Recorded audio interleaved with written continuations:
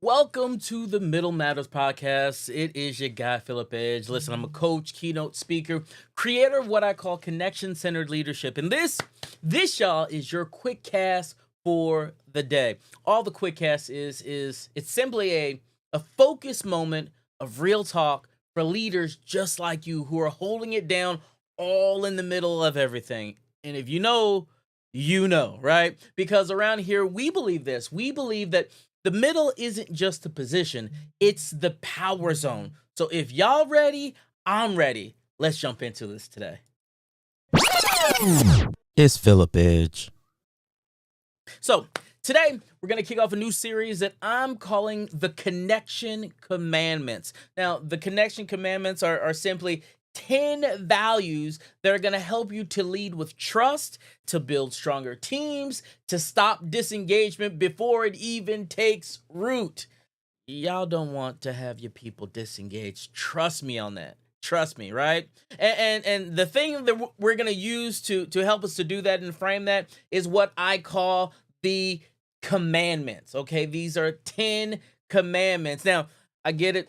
I know right now you're sitting there and you're like, okay, commandments, that feels kind of heavy, right? That feels a little churchy. I get it, but I want you to know that I chose the word on purpose.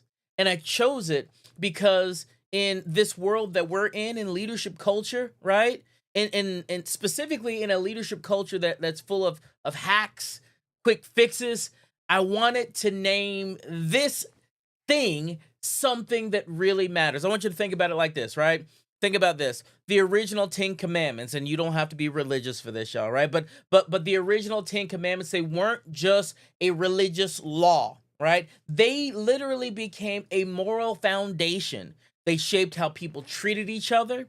They created a shared understanding of what was right and what was sacred, right? They helped people to understand what was worth protecting. And that's the spirit behind the Connection Commandments. They're not soft skills. They're not even suggestions, y'all. They're really non-negotiables, right? This is all about these relational truths that will define how we're going to show up as leaders, especially in a disconnected world, right? So that's where we are. That's what's going on. Now listen. Because people don't stay for perks and ping pong tables, they don't, by the way, y'all. You know they don't, right? You know that's not why they're staying, right? People are staying when they feel seen, when they feel heard, and when they feel valued. And that's why and how we have to lead. We got to do it that way in this world that we live in. So let me talk about this, but before I dive in, let me just paint a picture. Let me paint a picture. Because you're gonna, I guess you're gonna need to see this, right? As I've done my research, I'm understanding that disconnection is the real leadership crisis. It is. Disconnection is the real leadership crisis. In fact, Gallup says this: nearly 6 in every 10 employees are not engaged or actively disengaged at work. So think about that. That means over half of your team right now, they might be physically present, but they're emotionally checked out. And think about how much it's costing us, y'all. We try over $1.9 trillion in lost productivity every single year. But if the truth be told, you don't need Gallup to tell you that. I'm sure some of you right now, you're already feeling it. You see it in the meetings that you're in when nobody's speaking up. You feel it when someone says, I'm good, but you know they're not really good. You hear it in the silence, right? After you ask for ideas and all you get is crickets, right? You get nothing. Disengagement is quiet, but it is contagious and it spreads like wildfire from team member to team member to team member, right? Even if, you're not seeing it, it's happening. So here's the thing. This isn't just a problem for executives to solve.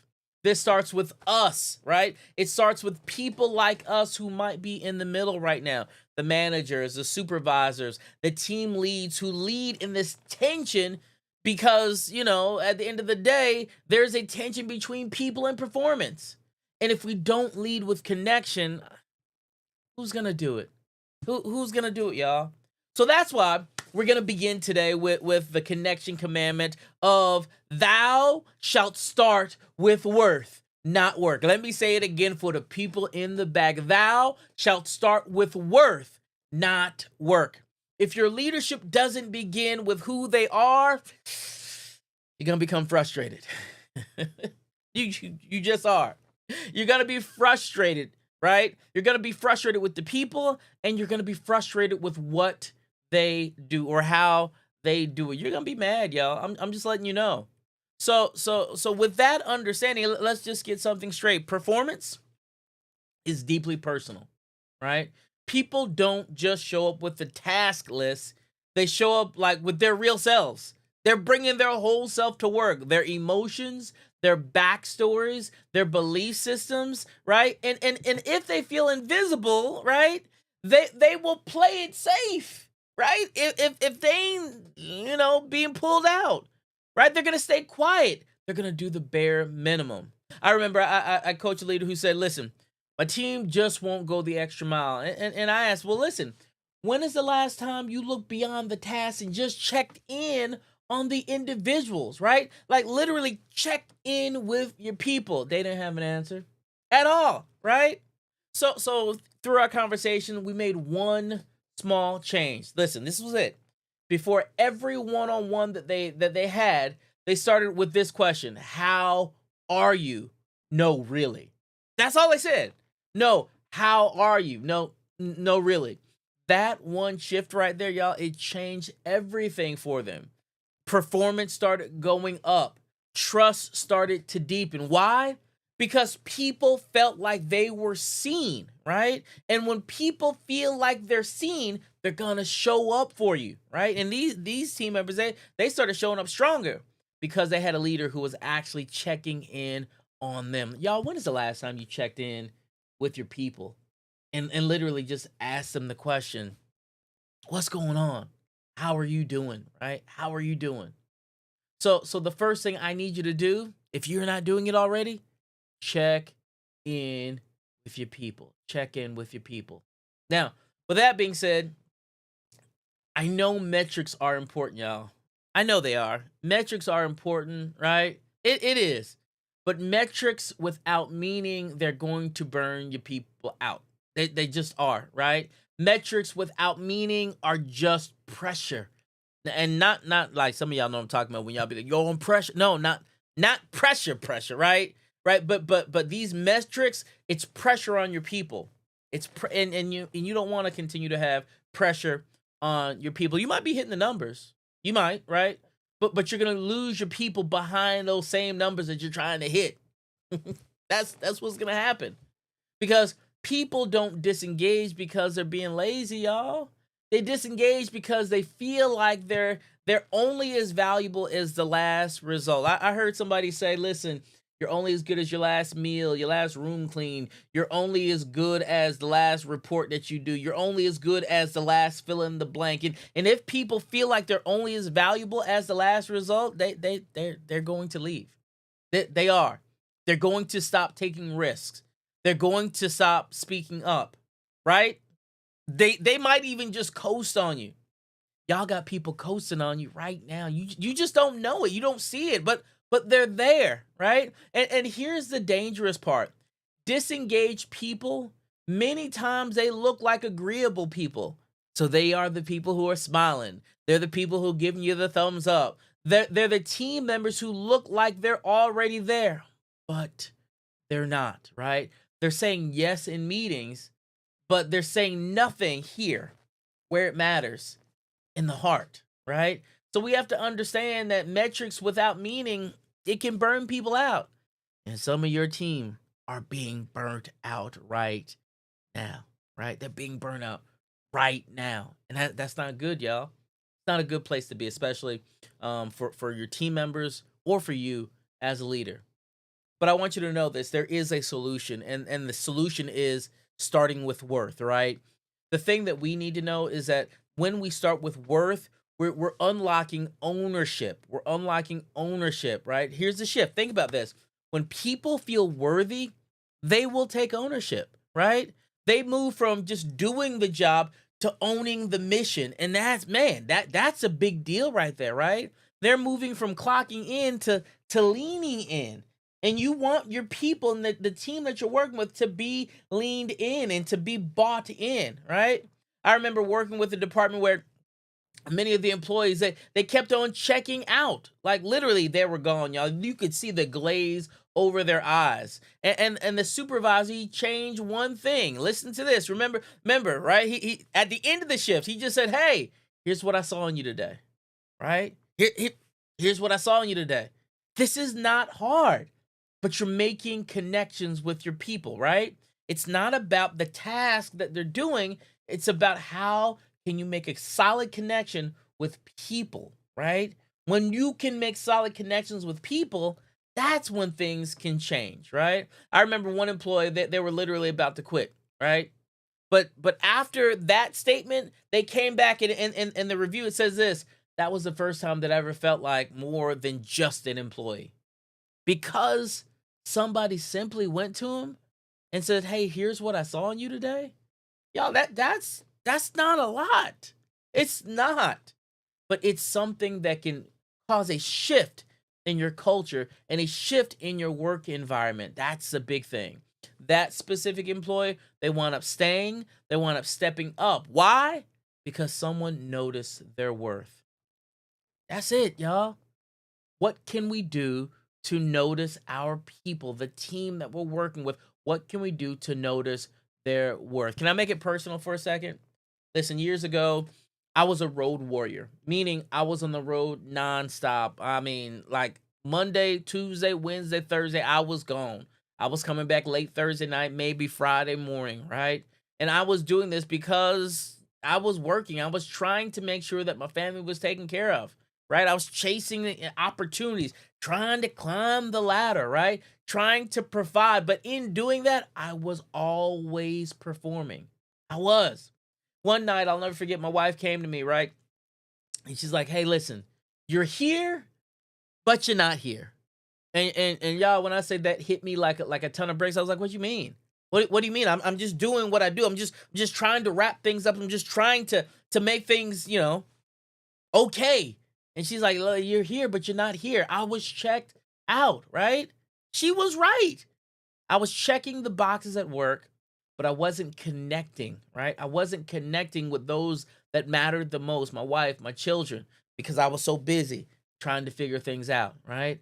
That was the moment when I literally realized that if the people closest to me don't feel seen, right, then nothing I'm building even matters, right? That's when these commandments, they became real for your boy. They became real, man. Because I literally I was trying to make everybody else feel seen, but the people closest to me felt like I was absent. How does that even work? Right? How does that even work? So again, for us, we got to make sure that we're bringing that worth in, not just with the people that we're working with, or who are on our team, but also for those people who are closest to us, our spouses, family members, right? Our children, right? Those are the people who we need to make sure that this thing matters for. So let me just ask you this: who on your team needs to hear, "Look, I see you," right? Before you expect something from them. Where have you been leading with deadlines and skipping the dignity of your people, right? And then lastly, what would you shift if what would you shift if your team felt seen before they felt stretched? What would happen, right? Think about this, right? Think about it. This is connection centered leadership. And this is the kind of leadership that lasts, y'all, right? This is literally the thing that keeps people from walking out, right? Or from checking out. That's what this is, right? So let me give you a challenge. Let me give you a challenge, right? This week, I want to challenge you to do just one thing. That's it. Not a whole lot, just one thing. I want you to start 3 conversations with check-ins.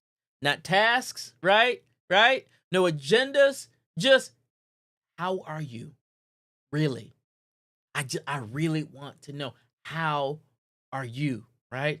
And let your presence come before your performance, y'all. That's all I'm asking you to do. It ain't hard. It ain't tough, right? It ain't hard. It ain't tough. It just requires you to do it.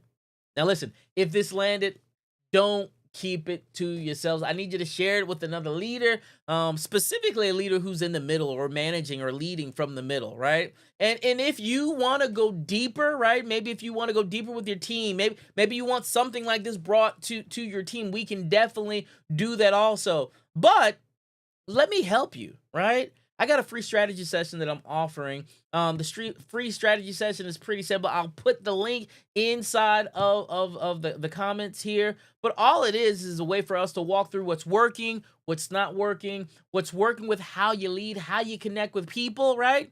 So that at the end of the day, you can have much more connection and less regret, y'all. That's what you want, right? And make sure that if this hits you, come back. We do this twice a week. And the next time we're going to be diving into connection commandment number 2. And it's all about affirming worth before correcting behavior. Trust me, you don't want to miss that one. It's going to be good. I promise you that. So look, before you go, just remember, you don't have to lead from the top, right? Right? You don't have to lead from the top. You can lead from the middle and make a difference, because I believe the real impact, it happens right where you are. So if this hits home, make sure you share it with another leader who's carrying the weight in the middle. That's what we're about here in and on The Middle Matters, right? So if you're ready to lead with more connection, with less burnout, make sure you book that strategy session. It's free. It ain't gonna be free forever, but it's free for now because I just want to help you and support you. So until next time, y'all, keep leading from the middle, and never forget, listen, you matter way more than you think. So with that being said, that's all I got. I'll talk to you on the next go round. We out. Peace.